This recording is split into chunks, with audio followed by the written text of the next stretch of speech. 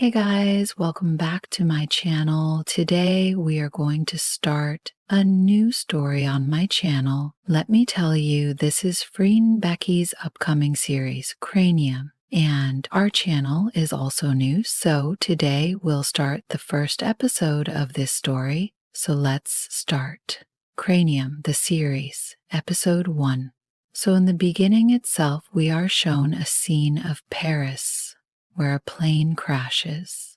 This series has two female leads, character Derbua and Finia. So we first see that Dr. Bua, who was wearing a black color shirt and dark color pants, her expression was very active. She was wearing rectangle eyeglasses. Her demeanor was very soft and simple. So Dr. Bua was reading the name of all the passengers of that plane, because her professor, Nisara, has said this. Dr. Nisara is not only her professor, but also her advisor, for that the police officer thanks Bua, because at this time evening, Bua has come to this place on just one call from the doctor. There were 15 passengers, including the pilot and the crew, in this plane, crashed. Director Bua and two police officers go a little away from that side. Seeing this scene, everyone becomes very emotional. There was some dent of police here recently. They tell the lady, Director Bua, please, you can feel free and start your work. We will do your work. Bua had no idea how many departments were involved in this case. She is not an expert in this project. She is here because for Director Nisara, Bua asks the lady police officer, has everyone arrived? The lady police officer says, yes, go ahead. Just then, a newly graduate female doctor jumps on the tent. Excuse me, I am not there yet, right? Bua has not heard this voice for a long time. Her voice was soft, but hers was very loud. Bua quickly turns and looks at Finia. She wonders to herself why she remembers this voice, even though she hates it so much. Finia, who was wearing a light-colored shirt and a dark-colored trouser, had both her hands in her pant pockets. Her long brown hair, which reached her shoulders, was looking at Steel Bua. Welcome, Bua says. Softly, Finia reacts. Then Bua says, why didn't I have an idea that they can call you too? If I had known that you were also going to come here, I would not have come at all. Again, Bua says, if you want to help me, then do it. Otherwise, just stand here quietly. Finia comes after some time and grabs the senior's waistband. Finn says, just set your mouth watering. Hearing this from Finia, Bua says, look, if you don't have anything better to do, then stay away from me. Otherwise, help me, we can fight later. Saying this, Bua puts down her hand, goes from the table, takes gloves, and asks her to wear it. Finia puts it on without saying anything. Finia remembers all the days. She used to fight in the class, and it was only Professor Nishara who used to stop them from fighting. Bua would come to class at times when Finia wasn't there. And now, how is funny? Both of them again came together for the same work. Do you have your water-filled glass? Finia asks her. Bua says, how can you come to work empty-handed? Bua says this to her and takes a glove and gives it to her. Both get busy in their work. Next morning you will see Bua. She was just enjoying. She was missing the happy life of her first graduate a lot. But now, right here in the tent, again with Finia, an old but new novel is about to start. Did it feel like that? As if she is back in place again, she has come to her. Bua will not see her as a friend, but not as an animal either. After working the whole day, when it is evening, Bua comes out of the tent. She goes a little far away in that deserted place and sits on a table. Now all those things about Finia are coming to her mind and heart. She remembers all this past. Then she hears a voice from behind. You went out of the tent a long time ago, and you haven't come back to the tent yet. You don't hurt any manners. Bua turns, and there's the same person behind her, Finia. She gets angry. Finia hugs her, but Bua slaps her and pushes her back. Finia says, "Be careful seeing your pretty lips. An animal can attack you." Well, I have prepared a bed inside the tent.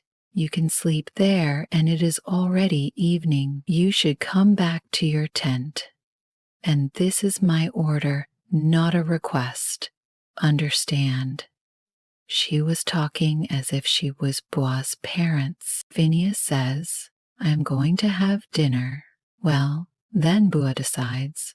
She teases Finn before having dinner. Bua was just hoping that, at any cost, she does not want to see Finia's face today. Tomorrow after morning she will take her to jail, but not for now. Today the weather is not good. Then she is going to get a better sleep, so after completing her shower, Bua comes to the tent. Just then, Finia comes and says that one of the staff sent you this milk box. After it's over, Bua goes out of the tent. There's a huge tree in front of her. Finia follows her. Bua realizes this and says, "Listen, not now. I have no one to listen to right now. I am too tired and to sleep." Finia says, "Listen, don't stay here till late night." Then Finia leaves. Bua just keeps looking at her. She wanders off somewhere in the darkness of the night. Bua had no idea why her advisor had sent Finn here, but has his advisor not sent her? Or is it a surprise for her? The night gets darker. People were sleeping in tents in the darkness of the night. Suddenly, Bua wakes up. She notices that someone is walking outside. She looks at her wristwatch. It is 2 in the night. Is anyone moving outside at this time of the night? The director has not given permission to anyone. As soon as Bua is about to move, Finia stops her. Don't move. Don't make any sound when you are hearing something outside. Who knows who it may be? Anything can happen in this forest. Hearing Finia's seriousness, Bua forced to agree with her. Finia slowly opens the zip of the tent and looks outside. Bua was lying like a statue and was just praying that everything should be fine. But suddenly, she hears a gunshot. Bua quickly looks in that direction. Finia wasn't there. Bua doesn't like her, but that's not the woman. She wants to hurt her. Her breathing increases. Is she okay? 5 minutes later, Finia comes back to the tent. Bua quickly turns on the tent lights and pulls Finia towards her. Finia says, "Little parrot, are you okay? Everything is nothing to be afraid of." Bua holds her face. "Are you okay? And what was that? I heard a gunshot." Finia says, "No one, it was just a thief." Bua puts her hand on her shoulder. "Hey, you sure you're okay?" Finia notes, "Yes, I'm fine. The guard shot. I warned her." Bua says, "I had no idea you had a gun." Finia says, "This is for safety, just for an emergency." "Well, now you go to sleep. Water Lily is your job in the morning." Okay, so Bua lovingly calls Finn, and Finia lovingly calls her latest parrot.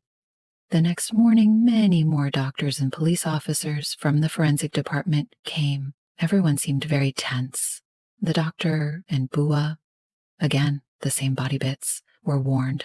Many body parts. Today afternoon, some new graduate doctors had come, and Bua had a meeting with them. A junior doctor went and told that these are the photos of all the passengers. If they are the same and want to keep a copy, then she should go and tell the professor and give all these photos to Finia. Then Bua comes to Finia and tells her to give all these photos to the professor. Finia says that if you had told me this with a request, then I would have liked it. I don't like your bossy style at all. Then Bua says, do you joke even during duty hours? Finia says, well, I am like this only. By the way, did you sleep well last night? Bua notes, well, she was able to sleep well only because of Finia. She could not believe that she remembered the incident of last night. He thanks Finia, but Finia ignores her and walks away. Bua also follows her. In the next scene, Bua completes her duty. It is already evening, and again there is a lot of work left, so she quickly eats something. Then she comes to the department tent to meet Finia. There Finia was talking to a policeman. Both of them were very tense. She listens carefully. They were talking about the incident of last night. Drubo was just hoping that the incident of yesterday does not happen again, although her tone was comforting, but she was also saying that Finia will be with her, right? The next scene. What? Finia noticed that Drubo was sitting quietly at one place, and Papawa was thinking that, why does she fight with Finia all the time? Maybe she is the most beautiful. That is why Finia is jealous of her, because she is the best in her place. Finia was just thinking about the beautiful eyes behind Dr. Bua eyeglasses when suddenly Finia comes there and says, what's the matter, Water Lily? You are sitting here. Then Bua says, well, we can talk without fighting. And Bua noticed that her words are having an effect on Finia. She smiles and says, okay, if you can't help me, then go away from here. Advise, I will spray alcohol on you. Then Finia says, hey, you have really a law-bleeding fight? What are you so worried about? Bua says, you have come to steal others' topic. Finia says, hey, listen, I had found this place first, so if you want, you can ask me. Bua finally says that her professor told her here she is asked to go with some good evidence. And right now Bua is very tired. Then Finia quickly takes the bag from her and says, okay, I handle this thing from my side. Then Bua says, look, you're not my mom. You can't give me orders like this. I won't obey this order. So what will you do? Finia says, I know that you will not obey my orders. You are like this. Both of them talking. Then Bua got a call. The skull is found. Finia says, no, this is not the skull. You see here, it has become completely brown in color and the blood has turned red. This is something else. Okay, so hey, guys, we will find out what happens next in the next episode.